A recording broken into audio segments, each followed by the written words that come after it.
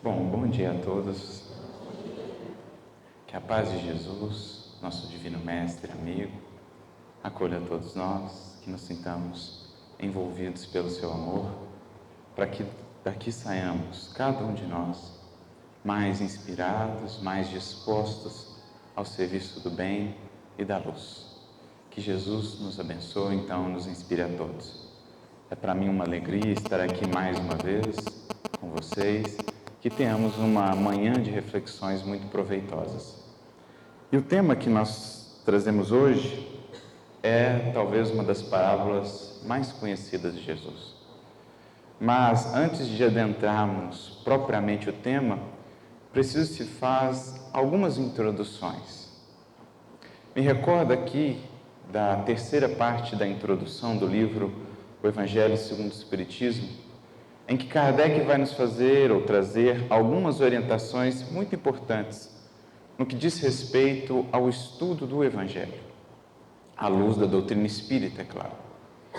Essa terceira parte da introdução, intitulada Notícias Históricas, nela, Kardec vai ressaltar a importância de um certo tipo de estudo, muitas vezes não tão valorizado, não tão olhado, mas que é também fundamental, essencial, para que a gente consiga adentrar no sentido das lições de Jesus de uma maneira mais profunda, conseguindo extrair das suas parábolas, dos acontecimentos narrados no Evangelho, daquelas parábolas não contadas, as chamadas parábolas de ação, parábolas simbólicas, que ao invés de serem transmitidas através de uma explanação, eram transmitidas através de uma gestualidade, de uma encenação, como por exemplo a parábola da figueira seca, da figueira que secou. Jesus ali, embora não falando tanto, está transmitindo uma lição através da gestualidade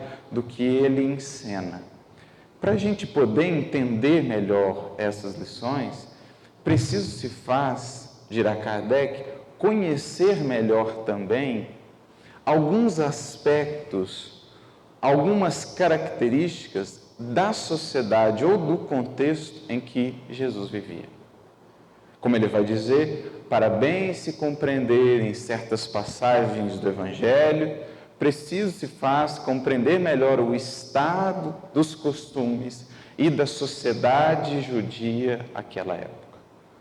Com isso, mostrando a sua abrangência de visão, Kardec nos deixava aí a orientação para que, para além do estudo do Espiritismo, com tudo que nos revela, com as muitas, imensas, inúmeras chaves que nos fornece, para abrirmos o sentido e o entendimento das lições de Jesus, somos convidados também a fazer esse tipo de estudo, buscando, por exemplo, conhecer melhor quais eram as características daquela sociedade, qual o sentido de determinadas palavras ou expressões, que no nosso mundo de hoje têm sentidos bem diversos do que tinham naquela época.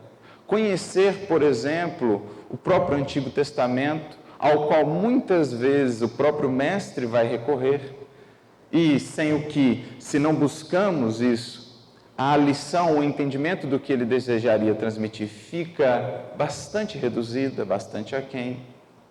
Sem esse tipo de estudo, portanto, através de um dicionário bíblico, através das inúmeras obras de irmãos, por exemplo, nossos, de outras correntes cristãs que fazem esse trabalho de maneira magnífica, de estudar, de esclarecer a sociedade daquele tempo, nós vamos ficar muitas vezes com uma visão mais restrita, mais limitada do que Jesus queria nos transmitir. Para a gente ter uma ideia, por exemplo, dessa importância desse estudo, como é que eu vou entender, e a gente até já fez uma reflexão nesse sentido, uma palestra, aquela passagem da tentação de Jesus no deserto, sem, primeiramente, o conhecimento espírita, que vai nos esclarecer que, sendo Jesus um espírito puro, não poderia ser tentado daquela forma, portanto, aquilo se trata de uma parábola, de uma figura e tudo mais, como o evangelista João em pessoa, em espírito, comenta no livro A Gênese, mas sem também meditar ou entender que, por exemplo, Toda aquela passagem está, na verdade, fazendo uma referência ao processo do êxodo no Egito. As tentações que ali Jesus passa são as mesmas 3 tentações que o povo passou, como lá descrito no livro do Êxodo de Moisés. Como que eu vou entender aonde Jesus quer me levar? Então é preciso conjugar essas duas coisas, o entendimento da parábola, o entendimento que o Espiritismo nos traz com aquilo que aconteceu naquele tempo, para ver como que Jesus está, a partir daqueles acontecimentos, trazendo para nós novas orientações. Como a ilustrar que, se o povo caiu naquelas 3 tentações, que representam as, digamos assim, 3 primordiais tentações, aqui estamos nós sujeitos no nosso processo de caminhada em direção à terra da promissão. Como nós vamos entender isso se não entendemos aquele acontecimento e o que Jesus queria nos ensinar com aquela passagem, mostrando como proceder diante dessas tentações. Portanto, fica aí apenas uma ilustração para ressaltar a importância desse tipo de estudo. E por que falamos isso? Porque é o que, de certo modo, tentaremos fazer aqui hoje com essa parábola. A parábola do filho pródigo, uma das mais ricas, se não a mais rica do Evangelho, vai ganhar uma dimensão ainda maior. Vamos conseguir perceber nuances ainda mais profundas em relação à postura daquele pai, à postura daqueles filhos, quando nós buscamos entender o que os espectadores, os interlocutores do Cristo daquela época entendiam ou acolhiam daquela mensagem que ele transmitia. Vamos recorrer aqui a uma obra que nos ajudou muito no entendimento mais aprofundado de muitas dessas parábolas. Uma obra que foi realmente muito interessante a sua leitura. Claro, devido às diferenças de concepções cristãs, é preciso fazer alguma separação, alguma filtragem. Mas, em muitos aspectos, traz essa obra, ou trouxe para mim, para os nossos estudos, muitas contribuições de entendimento. Me refiro à obra de um escritor, de um pastor, chamado Kenneth Bailey, intitulada As Parábolas de Lucas, em que ele vai analisar várias das parábolas contidas no Evangelho de Lucas, à luz desse melhor entendimento da comunidade em que Jesus viveu. Ele que, para fazer esse processo, para poder compreender melhor a sociedade daquele tempo, se propôs a viver algum tempo na Palestina, sobretudo naquelas regiões mais interiores, que guardam quase que os mesmos costumes de então, ou muitos aspectos ainda similares. Foi para viver alguns anos e acabou por viver lá 40 anos. E então traz toda essa experiência que pôde adquirir naquele contato a esse livro. Ele apresentava as lições de Jesus àquelas comunidades, então lhes perguntava: o que vocês entendem por isso? Como soaria essa lição a uma comunidade, por exemplo, daquele tempo? Então ele ia colhendo esses informes e trouxe muitos aspectos de enriquecimento para o estudo do texto. Então fica a sugestão àqueles que quiserem depois se aprofundar, as parábolas de Lucas, Kenneth Bailey. E uma das parábolas que ele vai comentar é justamente a parábola do filho pródigo, que ele vai dizer, até citando aí alguns outros autores, essa parábola é considerada por muitos dos estudiosos como o Evangelho dentro do Evangelho. Ela é chamada, até em latim, Evangelium in Evangelio, que significa justamente isso. É como se essa parábola, a parábola do filho pródigo, fosse, de certa forma, o resumo de todo o Evangelho. O resumo daquilo que é o objetivo do Evangelho: aprofundar ou estreitar a nossa relação com Deus, edificando em nosso íntimo aquele que é o estado que todos ansiamos e um dia veremos de conquistar, o estado do reino dos céus, o estado de paz interior, de profunda comunhão com o Senhor da vida, de tudo que há. Então, é como se as lições fundamentais do Evangelho ali estivessem consolidadas. É como se a história da nossa relação com o Criador ali estivesse representada na figura daqueles dois filhos, que representarão ali os dois arquétipos principais de relação com o Pai e de amadurecimento dessa relação ao longo do processo evolutivo. Então, Evangelium in Evangelium, para a gente perceber a importância dessa parábola, como os estudiosos ao longo dos séculos a têm valorizado, e como um estudo mais aprofundado dela vai ser extremamente útil para repensarmos a nossa relação com Deus e se já estamos de fato alcançando aquilo que é o objetivo de todos nós ao buscarmos o Evangelho do Cristo, ou pelo menos aquilo que deveria ser o objetivo central de todos nós ao buscarmos o Evangelho do Cristo. Mas para entendermos melhor o porquê dessa parábola, o porquê Jesus a conta, é preciso entender também o contexto em que ele a conta. Esse é um tipo de estudo muito importante também, para o qual, muitas vezes, no estudo do Evangelho, não estamos atentos. Estudamos só a parábola, mas não olhamos um pouquinho antes ou um pouquinho depois para ver quando Jesus a conta. Porque, em geral, isso é muito importante. Porque, em geral, a parábola que Jesus conta é uma resposta a algum questionamento, a algum acontecimento. Como, por exemplo, na parábola do bom samaritano. Era a parábola a resposta que Jesus dava àquele, por exemplo, aos doutores que ali estavam e que questionavam como herdar a vida eterna. Jesus não dava, em geral, respostas prontas. Jesus dava respostas parabólicas, simbólicas. Por quê?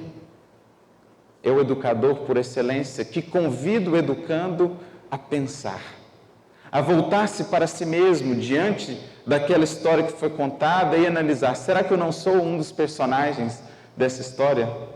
Será que eu não me enquadro nessa história? É o educando que não dá a resposta pronta, mas que convida, ou melhor, é o educador que não dá a resposta pronta, mas que convida o educando a caminhar com seu esforço, a meditar, a refletir, porque é desse processo que nasce a verdadeira sabedoria, o verdadeiro autoconhecimento, mais ou menos como fazia também Sócrates, que ao invés de responder com respostas, respondia com perguntas. E o seu método ficou conhecido como, em grego, maiêutica, que significa dar à luz, ou parto, o parto do conhecimento. Jesus, sendo ainda maior do que Sócrates, também convidava os seus discípulos, os seus aprendizes, a passarem por esse processo de dar à luz ao conhecimento, à sabedoria, ao conhecimento de si mesmos. Então é muito importante estudarmos o contexto em que as parábolas foram contadas.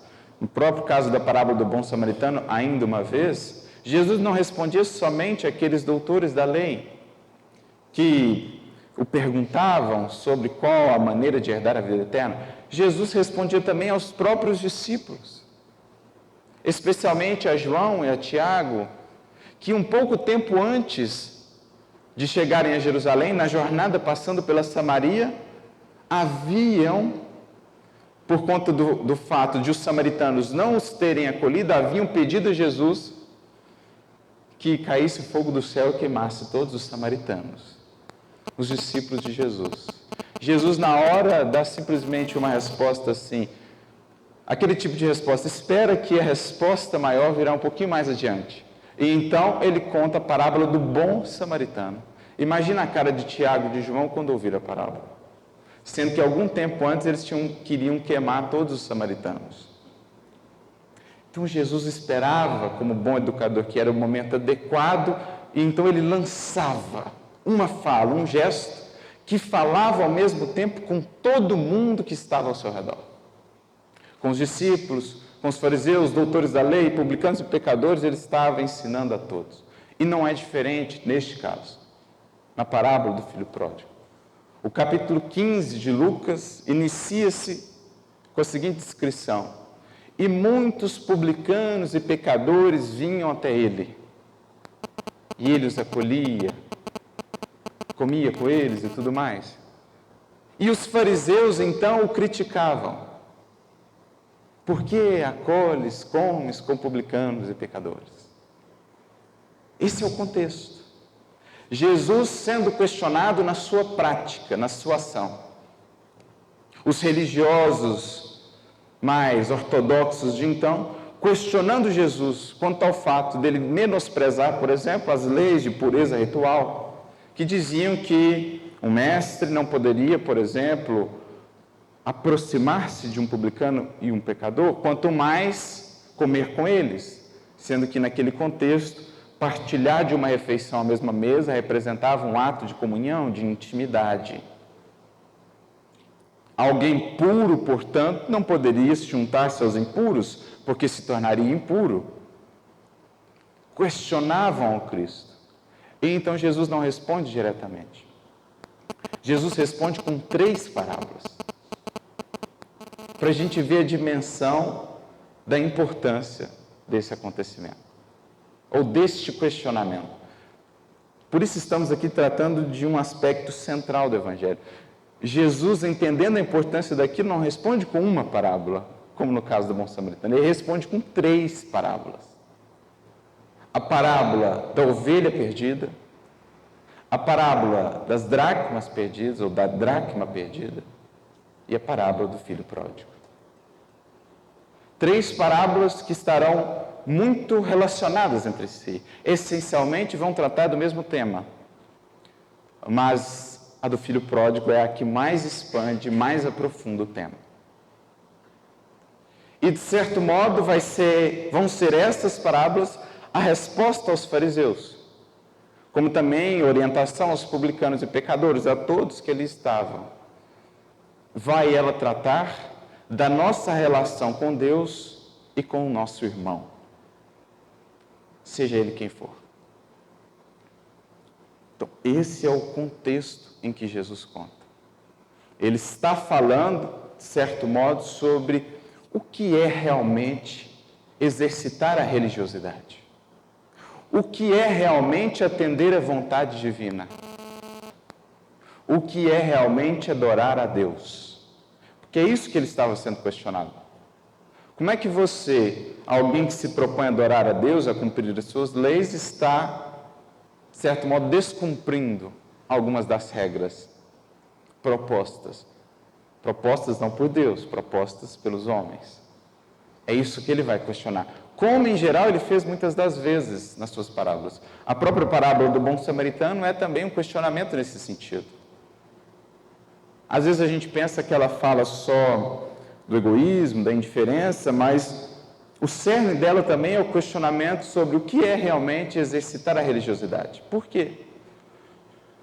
O que haviam feito, o que haviam acabado de fazer o sacerdote e o levita que saíam de Jerusalém e então encontraram no caminho com aquele homem caído? Haviam acabado de, no templo, exercerem as suas funções religiosas. Existia um processo de alternância, de rodízio. Os sacerdotes, em geral, não moravam em Jerusalém, moravam em suas cidades e eram delegados para um certo período do ano virem em Jerusalém, exercitarem os seus ofícios religiosos e então voltavam à sua cidade. Então, muito provavelmente, é o que se processava ali. Os sacerdotes, como levita, voltavam dos seus ofícios religiosos. E lá, nos seus ofícios religiosos cotidianos, qual era um dos atos principais que realizavam? Existia algo chamado libação. Libação era uma espécie de oferta, oferenda. Derramavam, por exemplo, no altar, no templo, em oferta ao Criador, ao Eterno, azeite e vinho. Alguma relação com o que fará depois o bom samaritano? Só que, ao invés de fazer no templo, o bom samaritano faz nas feridas do seu irmão. Jesus, então, está, de maneira muito sutil, questionando o que vale mais: derramar o azeite, o vinho lá no templo e ser indiferente para com seu irmão? Ou, sendo considerado herético, derramar o vinho e o azeite da compreensão e do acolhimento nas feridas do seu irmão?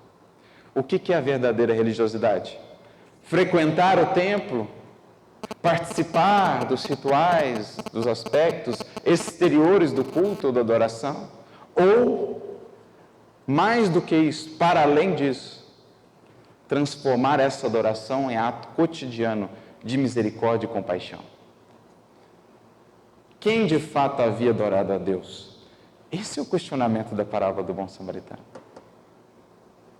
Mas isso só se entende quando se entende o contexto daquela sociedade, quando se entende o que o sacerdote e o levita faziam.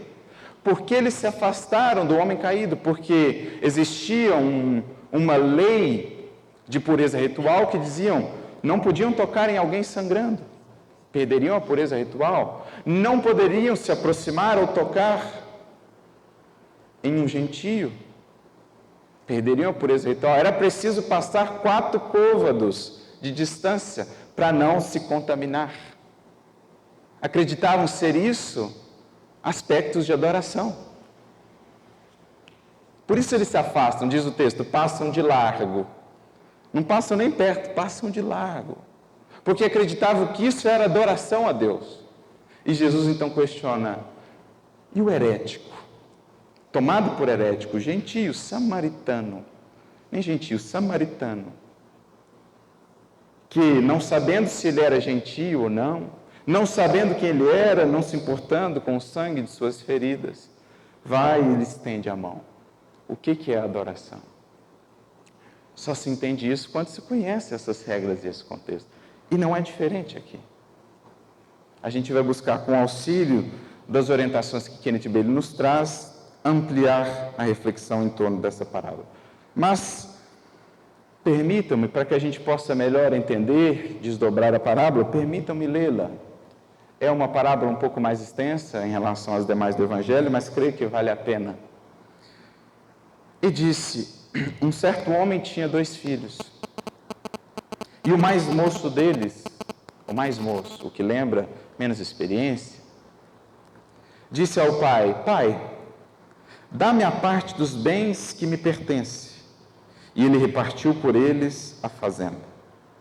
E poucos dias depois, o filho mais novo, ajuntando tudo, partiu para uma terra longínqua e ali desperdiçou os seus bens, vivendo dissolutamente. E havendo ele gastado tudo, houve naquela terra uma grande fome e começou a padecer necessidades. E foi e chegou-se a um dos cidadãos daquela terra, o qual o mandou para os seus campos a apacentar porcos. E desejava encher o seu estômago com as bolotas, algumas tradições alfarrobas, que os porcos comiam e ninguém lhe dava nada. E tornando em si, em algumas outras traduções, e caindo em si, disse, quantos jornaleiros, ou quantos trabalhadores do meu pai têm abundância de pão, e eu aqui pereço de fome. Levantar-me-ei, irei ter com meu pai, e dir-lhe-ei, pai, pequei contra o céu e perante ti, já não sou digno de ser chamado teu filho.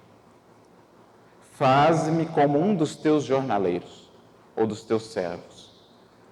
E levantando-se foi para o seu pai, e quando ainda estava longe, viu o seu pai.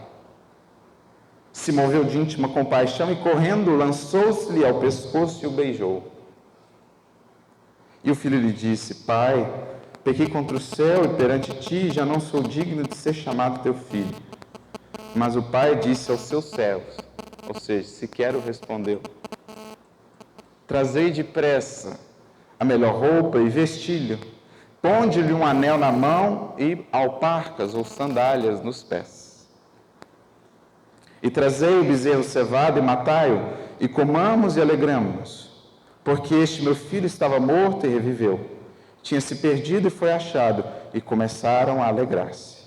E o seu filho mais velho estava no campo, e quando veio e chegou perto de casa, ouviu a música e as danças, e chamando um dos servos, perguntou-lhe o que era aquilo.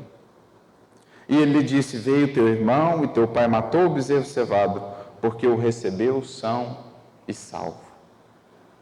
Mas ele se indignou e não queria entrar. E saindo o pai, instava com ele, insistia com ele.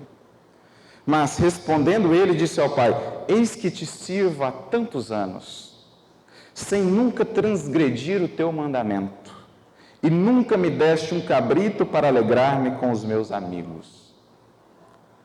Vindo, porém, este teu filho, que desperdiçou os teus bens com as meretrizes, mataste-lhe o bezerro cevado. E ele lhe disse: filho, tu sempre estás comigo, e todas as minhas coisas são tuas. Mas era justo alegrarmos-nos e folgarmos, porque este teu irmão estava morto e reviveu, tinha-se perdido e achou-se. Essa é a história. Como vemos, temos dois tipos ou arquétipos de filhos. O que já nos leva ou nos dá uma pista, quando consideramos o contexto, que cada um dos filhos representará cada um daqueles envolvidos no contexto. Fariseus, publicanos e pecadores. Jesus implicitamente está falando dessas duas posturas. Mas antes de adentrarmos nas consequências, digamos, espirituais ou morais da parábola, entendamos um pouco melhor o impacto que ela causou nesses ouvintes, aquele tempo. Porque esse impacto vai nos dar uma medida melhor da figura desse pai e da sua postura, da sua atitude, como também da postura dos filhos. Kenneth Bailey apresentava essa passagem às pessoas com as quais conviveu no interior da Palestina, como disse mais uma vez, em que os costumes se assemelhavam em muito aos costumes daquele próprio tempo. Eram comunidades quase que como aquelas, comunidades em geral pequenas. Imaginemos só, ao tempo de Jesus, cada cidadezinha não possuía mais do que 50 casinhas, quando muito.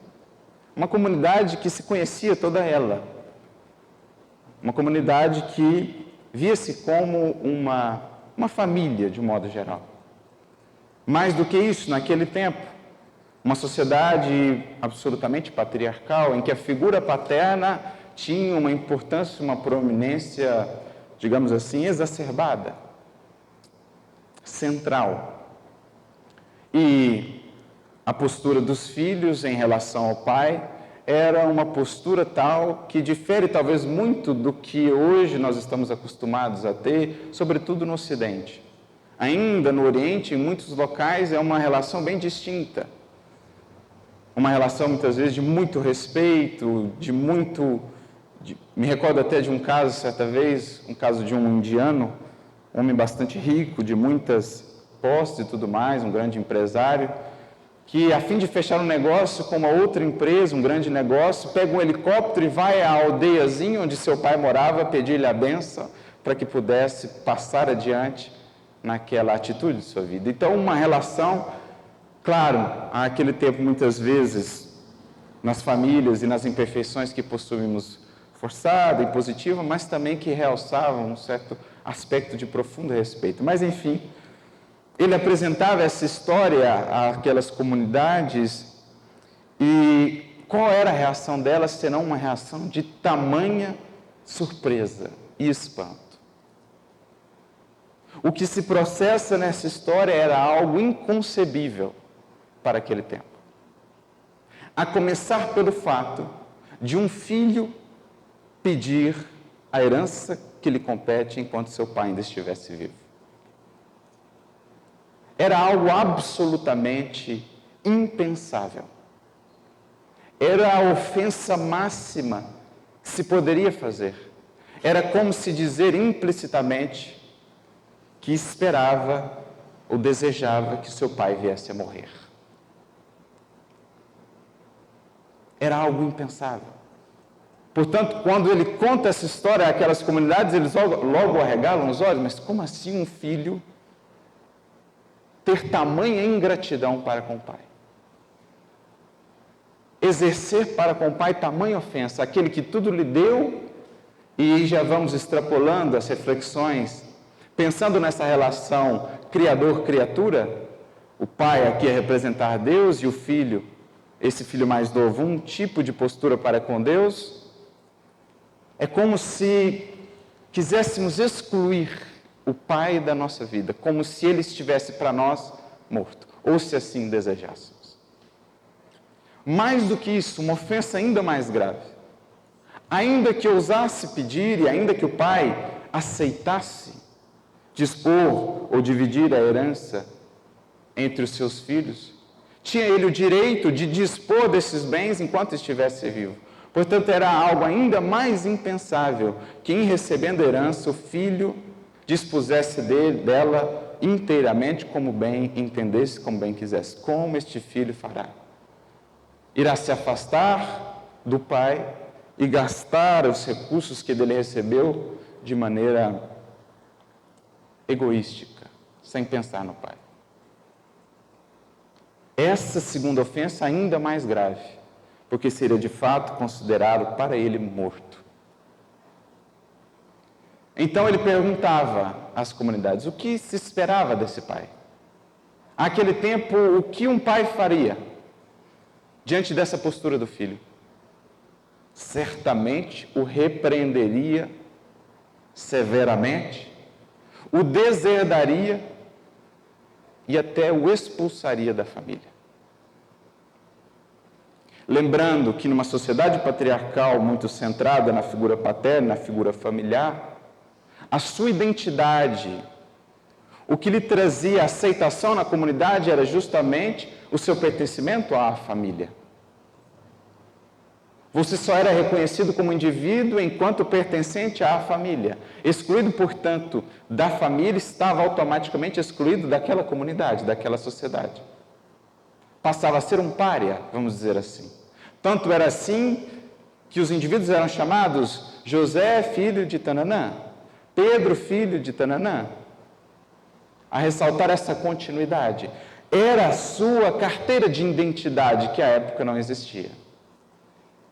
Então era essa a postura esperada daquele pai. Repreensão severa, deserdá-lo e expulsá-lo de casa e, por conseguinte, da comunidade. Porque uma vez expulso de sua família, a reação da comunidade para com ele seria também essa, de desprezo, menosprezo. Por isso diz a parábola, em poucos dias ele dá um jeito de ir embora da cidade, porque sabia que ali não tinha mais espaço para viver. E, no entanto, Jesus surpreende pela primeira vez e de maneira profunda os seus interlocutores, falando de um pai e de um amor muito diferentes do que até então e até hoje o mundo conhece. Um pai que mesmo, claro, pensando nesse pai como criador, jamais se ofende, mas que mesmo diante da mais profunda da ingratidão, das ingratidões dos seus filhos, que muitas vezes querem de fato apagá-lo de suas existências, buscando viver apenas para si, distantes dele, do seu amor, das suas leis, de tudo que para nós criou, ainda assim esse pai dá-lhe os recursos, dá-lhe as oportunidades, permite vivenciar as experiências. Ainda assim o seu amor sequer sofre um arranhão por este filho. Jesus apresentava um amor que espanta. Um amor de uma incondicionalidade que até então e para sempre o mundo jamais conhecerá senão nessa figura paterna, nessa figura do Criador. Então a gente vê que era uma relação conturbada, uma relação ainda não profunda entre esse filho mais novo, ainda mais inexperiente, e o seu pai. E o pai já surpreende com a sua atitude. Pois bem, o filho vai então, excluído que estava, ou excluindo-se, é ele que adota essa postura, exclui-se daquela comunidade, afasta-se, isola-se, vai buscar viver aquilo que os seus desejos o intentavam buscar. E eis que então surge no mecanismo natural da vida e das leis o processo de despertamento. Desiludido, desencantado, após gastar todos os recursos, chega à condição de apacentar porcos, o que seria numa comunidade judaica naquele tempo também algo impensado. Algo impensado. sequer criavam porcos. Quanto mais cuidar deles, quanto mais a condição em que ele chega a buscar comer a comida dos porcos. É uma maneira simbólica de dizer a alguém que chegou ao extremo do fundo do poço.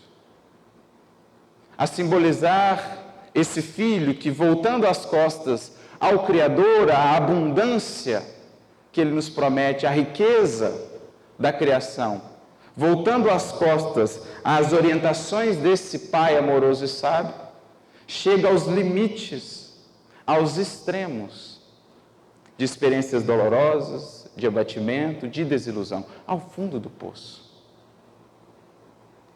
Mas eis então que as experiências difíceis da vida o levam a cair sobre si mesmo. Aliás, essa é a finalidade da dor. Essa é a finalidade da experiência dolorosa, de um modo geral.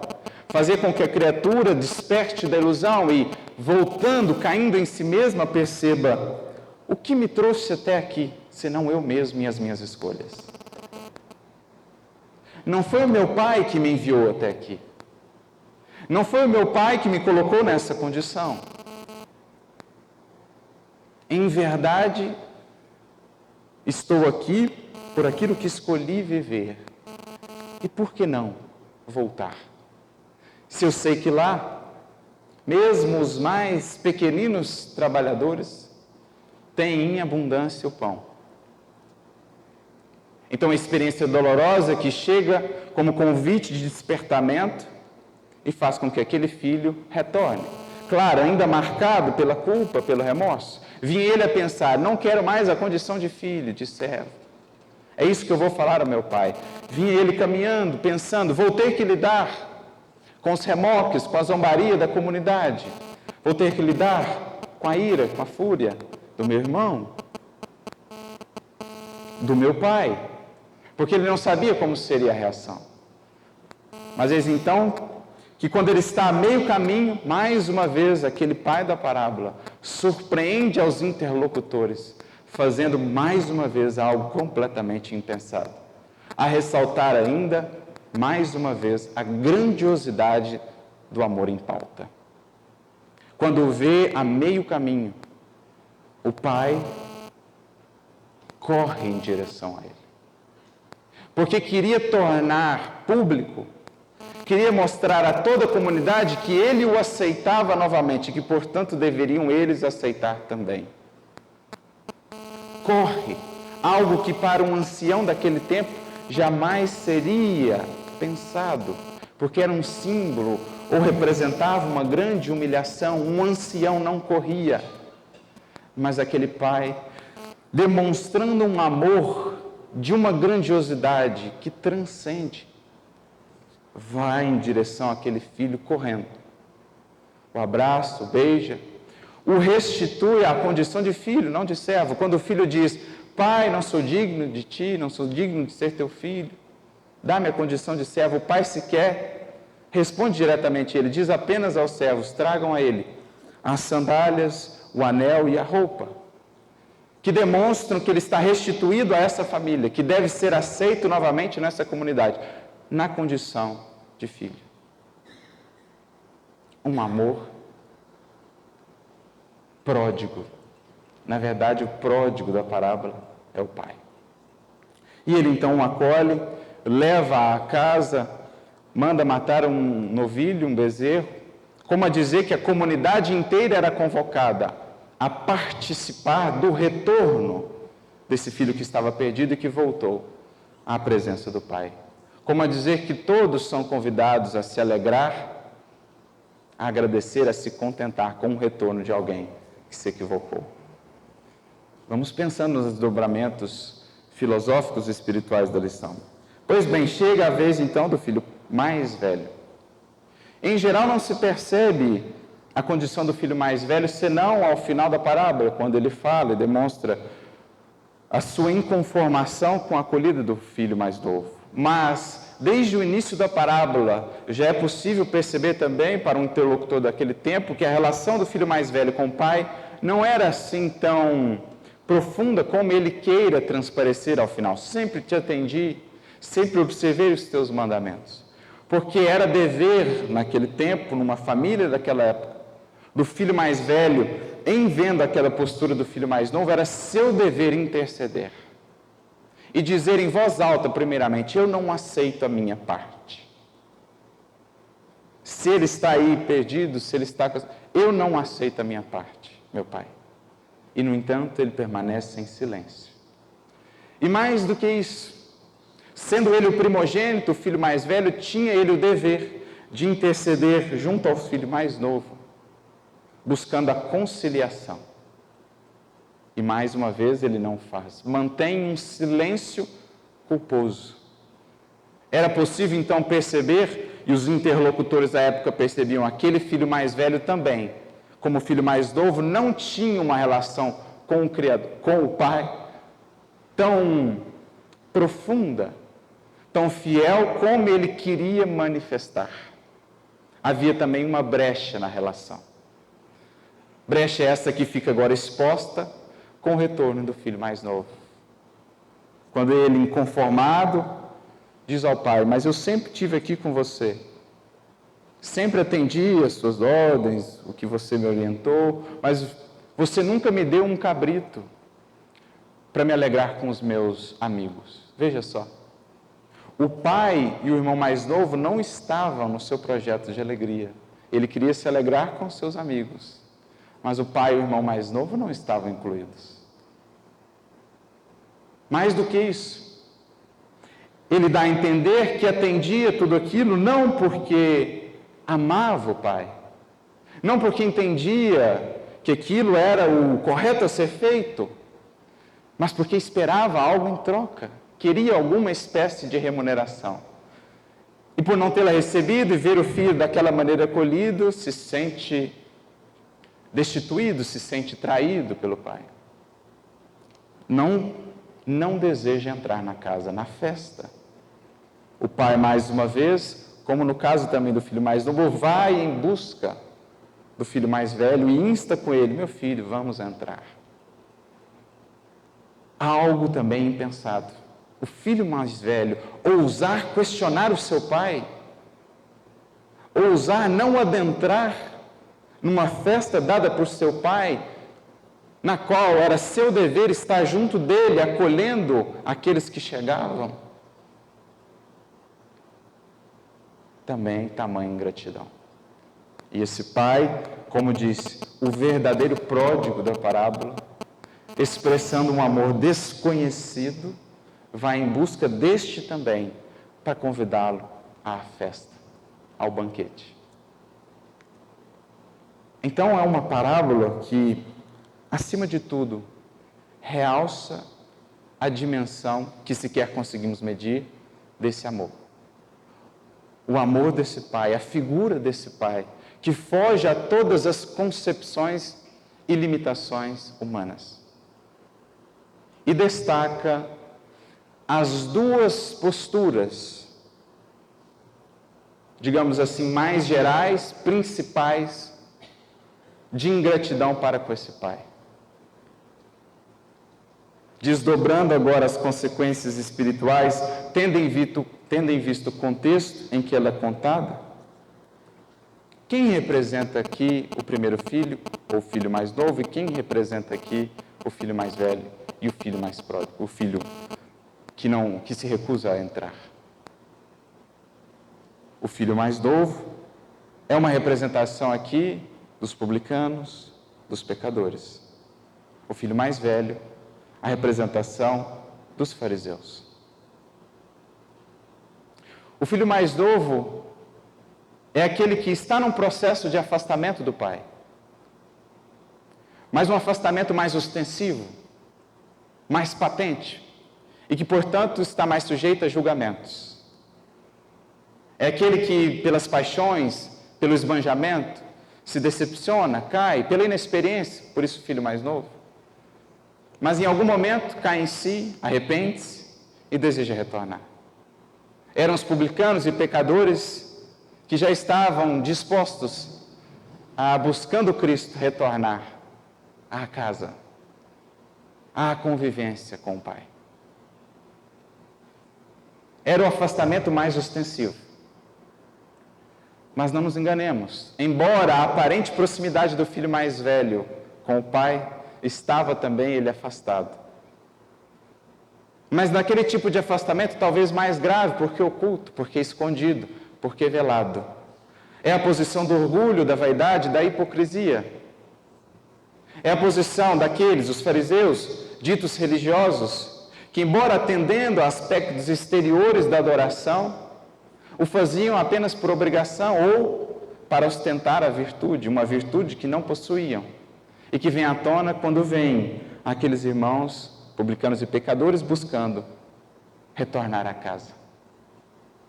Talvez uma postura até mais perigosa, mais danosa, porque mais difícil de ser reconhecida e, portanto, tratada do que a daqueles publicanos e pecadores. Por isso Jesus, em Mateus 21:31, dirá: em verdade vos digo que os publicanos e as meretrizes vos precederão no reino dos céus. Ao passo que muitas vezes aqueles que, ostentando uma virtude, uma religiosidade de capa e de exterioridade, acreditam-se quites ou atendendo à vontade divina, distantes ou muito distantes ainda estão da verdadeira adoração, aquela que se processa na misericórdia e na compaixão para com seus irmãos. Então temos aqui essas duas posturas. E compete a cada um de nós pensar com a qual eu mais me aproximo. Em geral, nós, os religiosos, muitas vezes acabamos caindo mais na posição do filho mais velho. Aquele que julga, aquele que embora acreditando-se quite para com Deus, embora acreditando-se virtuoso, ainda não está aberto ao efetivo acolhimento e amparo dos seus irmãos. Mas às vezes, algum de nós, poderemos nos identificar mais com a postura dos publicanos e pecadores, aqueles que muito erramos, muito nos equivocamos na vida. Será que já caímos de fato em nós e já estamos buscando o retorno? Ou ainda estamos ainda naquela posição a qual nós mesmos nos levamos, comendo alfarrobas de porcos? Quando podemos pensar, por que aqui estou, quando me é permitido, cabe somente a mim levantar e retornar. E fica também gravada e registrada a figura desse Pai infinitamente amoroso e misericordioso. Aquele que é de fato solícito, o que busca os seus filhos, respeitando as suas decisões. Porque por muito tempo, muitos de nós ainda pensamos que somos nós quem buscamos a Deus, quando na verdade é Ele quem nos busca. É Ele quem nos busca, mas precisa contar de nossa parte com o mínimo de disposição. A providência divina está sempre aberta a nos acolher e amparar, mas é preciso que ela possa contar com a nossa cooperação. É a figura desse Pai infinitamente misericordioso. Então o filho pródigo mais novo representa um dos extremos da ingratidão, como Emmanuel vai dizer no livro Pão Nosso, capítulo 157, falando dos dois filhos, falando que muitas vezes reparamos só no filho mais novo e esquecemos do filho mais velho, mas ele vai dizer, cada um deles representa um extremo da ingratidão. Um é o esbanjamento, é as paixões, o materialismo, o apego à materialidade, a vivência do transitório, em que Deus para nós está no último lugar, esquecemos-nos dele e das suas leis. Mas eis que, quer queiramos ou não, existem leis. E mais cedo ou mais tarde, a experiência da dor vem nos convidar a cairmos em nós mesmos.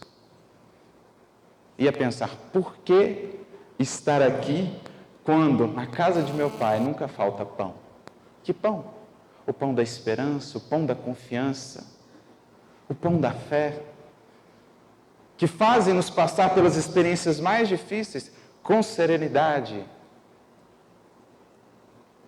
Como Emmanuel comenta no livro Pão Nosso mais uma vez, agora capítulo 24, falando desse filho mais novo, não se deve pensar essa prodigalidade apenas em termos materiais. Dirá ele, quantos não são os filhos pródigos que desperdiçam bens, tempo, saúde, saber, oportunidades. Por exemplo, aquele de uma grande inteligência, que ao invés de utilizá-la na edificação de si mesmo e dos seus irmãos, a esbanja, a desperdiça, inculcando em outros corações, em outras consciências, o materialismo, o pessimismo, o negativismo. Isso é um filho pródigo. Ou aqueles de nós, repletos de tempo e de oportunidades, que esbanjamos, desperdiçamos isso na preguiça, no tédio, na falta de disciplina, de devotamento, no trabalho e no bem.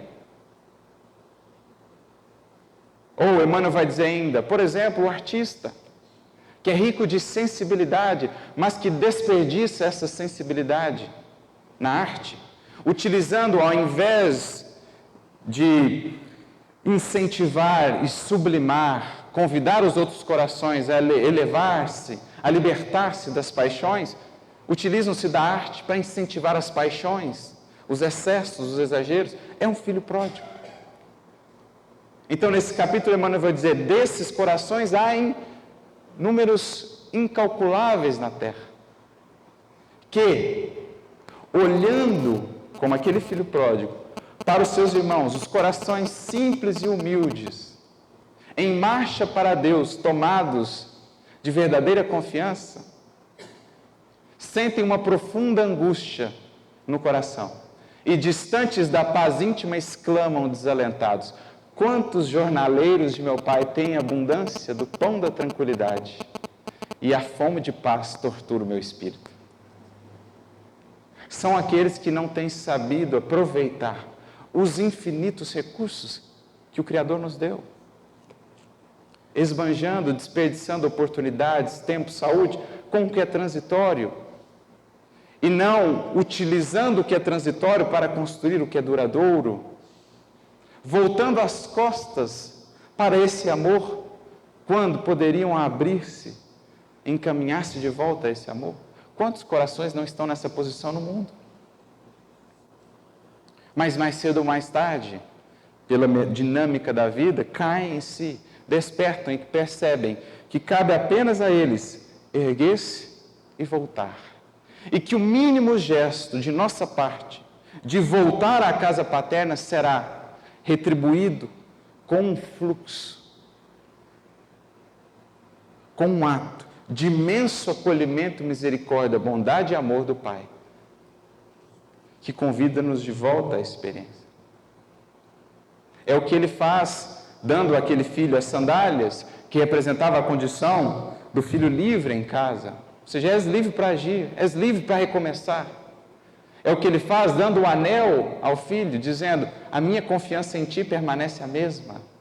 É o que ele faz, dando as roupas ao filho, dizendo, és ainda meu filho.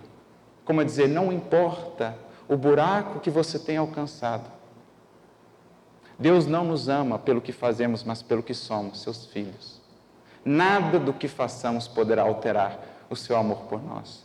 Então, a todos aqueles que muitos se equivocaram, fica a mensagem. Você pode sempre recomeçar.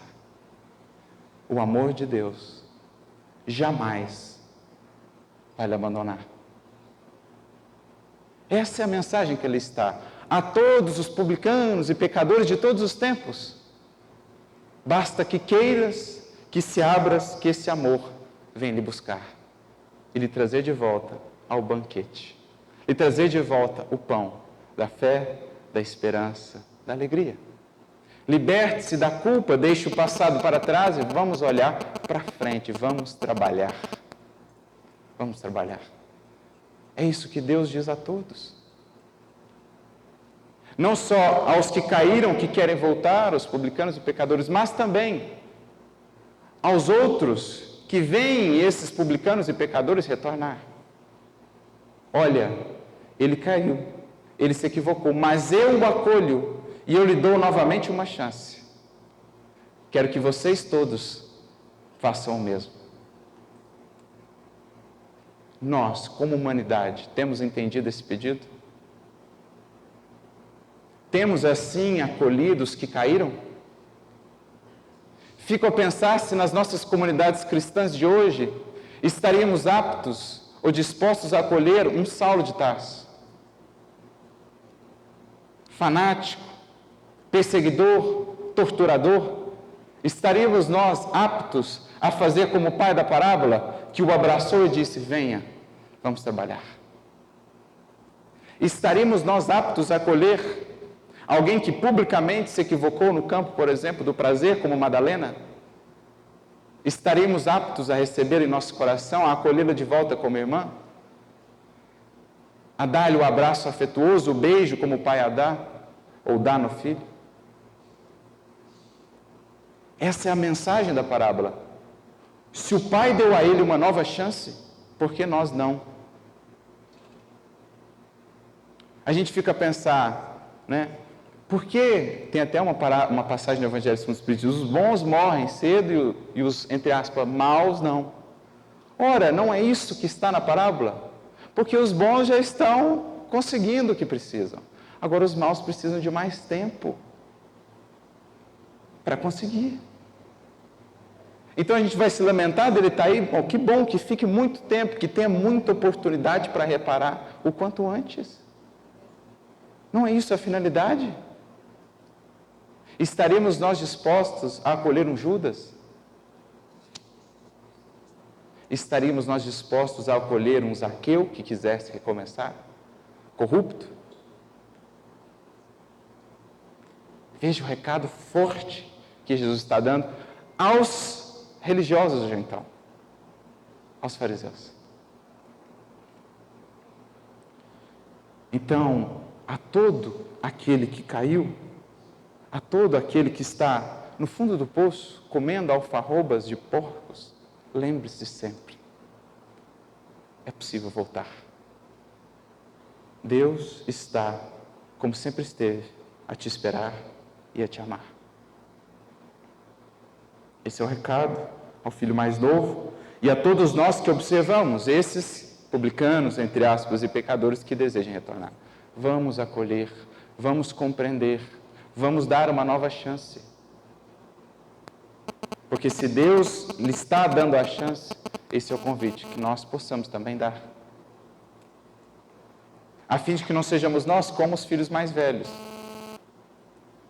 que, embora conservando uma religiosidade aparente, não a conservamos em verdade em nossa mente e em nosso coração. De que nos adianta o cumprimento de rituais, de práticas, a frequência a um templo, o conhecimento de todas as leis, mandamentos, se isso não se converta em misericórdia e compaixão? Se esperamos ainda, ou se fazemos isso, aguardando retribuição, e não pelo simples prazer de servir e de amar, e de colaborar com o nosso Pai. Porque a proposta do Criador ali naquela parábola não é de que sejamos servos, mas sim filhos. Filhos. Quando o filho diz: eu não sou digno de ser seu filho, eu quero ser só servo, ele diz: traz as roupas dele, traz o anel dele, traz a sandália, porque a proposta é que você seja filho. E Emmanuel vai comentar isso, Caminho, Verdade e Vida, 125, mensagem intitulada Filhos e Servos. Ele vai comentar o versículo de João 8,35, em que Jesus diz assim: os servos não permanecem para sempre na casa, mas os filhos permanecem para sempre. Então, qual que é a diferença entre servo e filho? Porque o filho mais velho, ele ainda não se via como filho. Ele fazia aquilo por obrigação. Ele não fazia aquilo por amor. Por isso ele acha ruim. Como não recebi retribuição nenhuma? A retribuição está justamente no ato de fazê-lo, de atender ao Pai, de colaborar com Ele. Achava ele que atendia todos os ordenamentos do Pai, mas não via a tremenda ingratidão dele. O orgulho o cegava. Emmanuel vai dizer então, o que é o servo? O servo é aquele que ainda tem interesses próprios. O filho é aquele que tem interesses em comum com o Pai. Então ele diz assim, o servo, atendendo a Deus e a si mesmo, espera a remuneração. E por isso está sujeito a desilusões, decepções, dores, angústias, aflições. Por quê? Se não vier do jeito que ele espera, ele não está contente. Porque ele não está buscando a vontade divina. Ele ainda tende a Deus, querendo que Deus o atenda. Essa é a servidão. É a religiosidade ainda de capa. Mas o filho não. O filho permanece sempre na casa, isto é, permanece sempre em paz, superior às provas e situações mais duras, porque reconhece que, acima de tudo, pertence ao Pai. Então, se eu estou atendendo às orientações divinas, o que quer que aconteça é o melhor. E eu sou grato por isso. Porque a minha recompensa não está no que eu vou ganhar com o que eu estou fazendo. Está justamente em fazer o que eu estou fazendo. É sentir o amor de Deus em mim. É sentir-me partícipe da sua obra. É sentir-me colaborador dele. É sentir esse amor. Essa é a diferença entre filho e servo.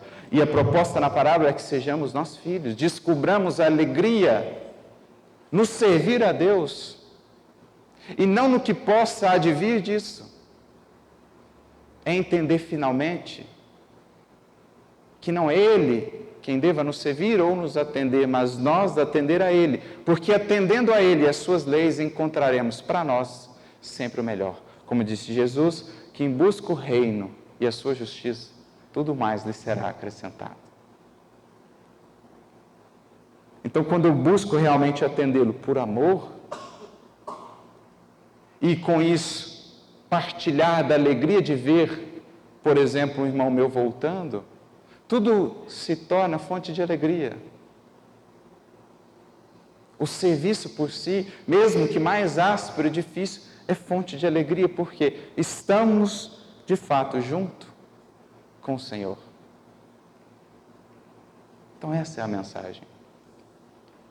Como em relação ao filho mais novo, dirá depois Jesus, também no Evangelho de Lucas, se não me engano, há mais alegria no céu por um pecador que se arrependa do que por 99 justos que não precisem de arrependimento. Então que possamos nós também, deixando a condição talvez de filhos mais velhos, iludidos pelo orgulho, pela vaidade, buscar essa verdadeira caridade e compaixão, acolhendo sempre a todo irmão. Buscar realmente viver esse amor desse Pai que vai em busca, que é solícito para com um e para com o outro. Porque a proposta é que os dois irmãos venham um dia fazer parte da mesma festa, do mesmo banquete. Não importam as condições, o destino de ambos é o mesmo. Mas ficamos a pensar, o filho que não estava iludido pelo orgulho, que muito se equivocou, mas que se arrependeu, já havia adentrado no banquete. Não sabemos, e a parábola termina sem nos dizer, se o filho mais velho adentrou o banquete. Para a gente perceber o quanto o orgulho é uma chaga mais grave, muitas vezes, do que todos esses excessos que vemos muitos de nossos irmãos cometer. Nos recordando também da parábola, em Lucas 18, do fariseu e do publicano. Quando o fariseu adentra o templo e diz, glória te dou, Senhor, porque não sou como estes outros homens, adúlteros, ladrões, injustos. Jejuo 2 vezes e dou o dízimo de tudo que tenho. Enquanto o pecador, adentrando o templo, sequer ousava erguer os olhos ao céu e simplesmente tinha capacidade de dizer, perdoa-me, Senhor, que sou pecador. E Jesus encerra a parábola dizendo, este último voltou para casa justificado, porque todo aquele que se exalta será humilhado, e todo aquele que se humilha será exaltado. Então pensemos melhor a nossa relação com esses nossos irmãos. Pensemos melhor qual dos filhos melhor nos representa. E a partir do que a parábola nos demonstra, a partir desse amor que o Pai expressa, que possamos aprender com Ele, a amar assim também. Porque essa é a grande mensagem da parábola. Um Criador, um Pai de amor que busca todos os seus filhos, mas que espera de cada um deles a disposição de adentrar, de se esforçar também para alcançar este reino de amor. Meditemos nisso, nessa parábola, que, como disse Kenneth e os outros estudiosos, resume para nós o Evangelho.